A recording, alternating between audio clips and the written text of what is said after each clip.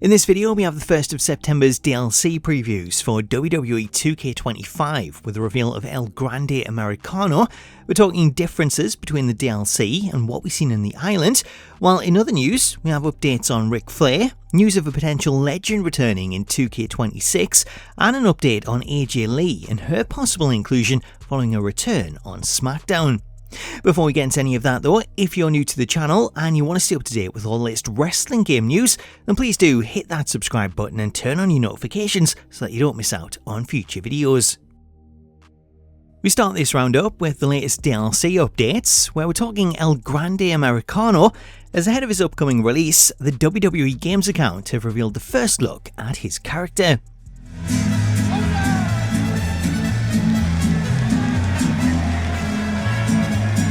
The release of El Grande comes as part of an update to the New Wave DLC pack, as when that pack was first announced, it was originally planned to include a special celebrity guest, though just 24 hours before the pack released, the WWE Games account announced that the celebrity guest would be delayed and revealed in a future announcement by WWE.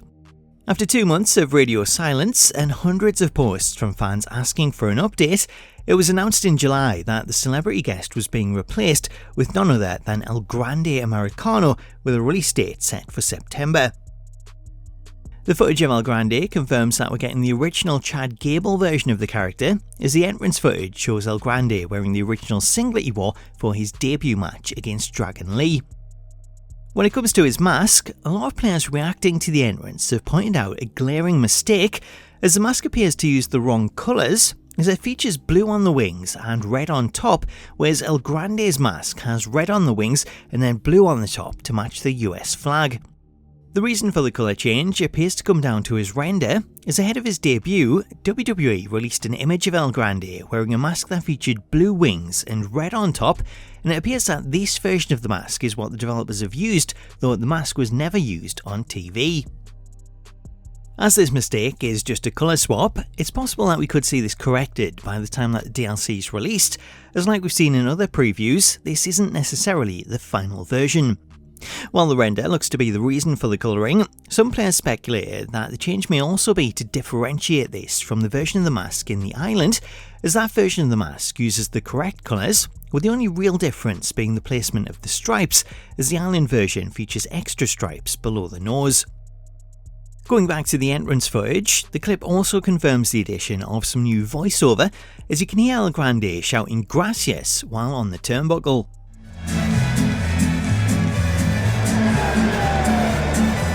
The inclusion of the voiceover suggests that the character will also come with a new voice taunt, as Gable already has his thank you taunt that features his audio, so it's likely we'll see El Grande use a version of this with his own voiceover.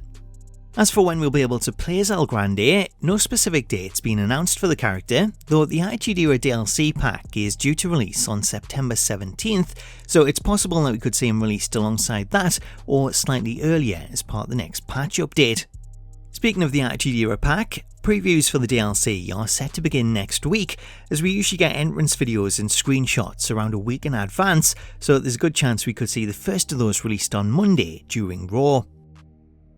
On the subject of DLC, let's switch gears and look ahead to WWE 2K26, as we have news of a former Divas champion that could be set to make a return to the series. Speaking on Insight with Chris Van Vliet, Kelly confirmed reports from earlier this year that she's signed a WWE Legends deal. Confirmation of her signing came when asked about the possibility of returning to the ring, as Kelly stated, "At the end of the day, I have to thank WWE for my career.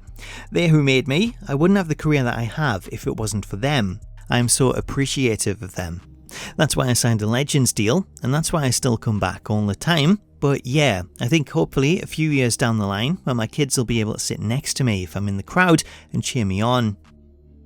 The confirmation of signing a Legends deal opens the door for a return to the WWE video game series in 2K26, as the terms of the deal include the use of her likeness for merchandising, which includes the option to include her in any upcoming video games, making her a potential candidate as a DLC character in 2K26. Should she return to the series for 2K26, this would be her first appearance in nearly 14 years, as she last appeared as part of the Divas roster in WWE 13.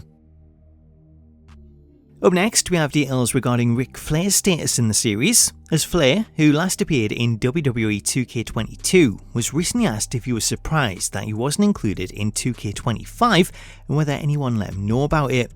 Responding to the question, Flair stated, "I knew about it, but I didn't expect to be, as I'm still under contract at AEW. Unless you're on the cover, you don't make any money anyway, maybe 0.3% or some damn thing." Flair's response has garnered a lot of media attention regarding his comments on the amount of money that superstars earn when appearing in video games, as previously, appearances in WWE's video game series were seen as lucrative deals, with many former stars including Maven having shared stories of how they'd always make themselves available to be scanned as it would lead to a lucrative paycheck if they were included.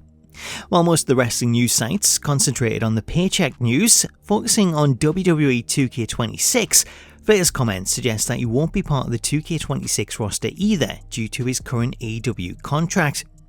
While Flair's under the illusion that his AEW deal stopped him appearing in 2K25, it appears there may be some sort of workaround, as to everyone's surprise, Billy Gunn, who's also under contract to AEW, was announced as a DLC character for the upcoming Attitude Era pack, which is set to release later this month. Our next story is a bit of a bizarre one, as ahead of Smackdown at the All-State Arena in Chicago, Triple H put out a post on X marking 40 years of WWE holding events at the arena, with a post he shared including a photo of a mural that's displayed on one of the walls in the arena, and it features various stars that have appeared over the years. The reason this relates to gaming is down to one of the images that was used, as if you zoom in on the photo of Andre the Giant, rather than use an actual photo, they've used a screenshot of his character model from 2K22. The exact screenshot that they've used appears to be this one, as the pose is identical to the one in the mural. So congratulations to whoever created his 2K22 model, as it's now up on display in the All-State Arena. Finally, let's talk AJ Lee, as following her appearance on Smackdown, questions are already starting to be asked over whether or not she'll appear in 2K26. The good news is that given that she's now signed with WWE and there's still a good 6 months until release, it's almost certain that she'll be part of the game, though the bad news, potentially at least, is that she's most likely set to appear as a DLC character, as similar returns that happened late in the year tend to be held back for DLC. On a more positive note, as AJ returned in her new gear, has the same music, and looks set to return to the ring at WrestlePalooza, then the devs should have everything they need to create her in the coming weeks, with the only potential drawback being whether they're available to scan her or whether they plan to update her old model. Speaking of her old model, AJ's last appearance came a little over 10 years ago when she last appeared in WWE 2K15. That appearance was just her third appearance overall, as she only appeared in 3 games in total: WWE 13, where she debuted as a DLC character, WWE 2K14, and finally WWE 2K15. So the wait begins to see if she's part of 2K26, though I think it's a safe bet to say she will, most likely as DLC.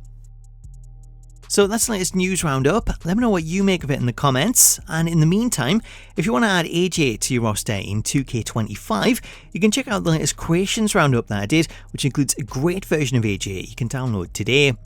Until next time though, thank you so much for watching this video, have yourself an awesome day, and I'll catch you later.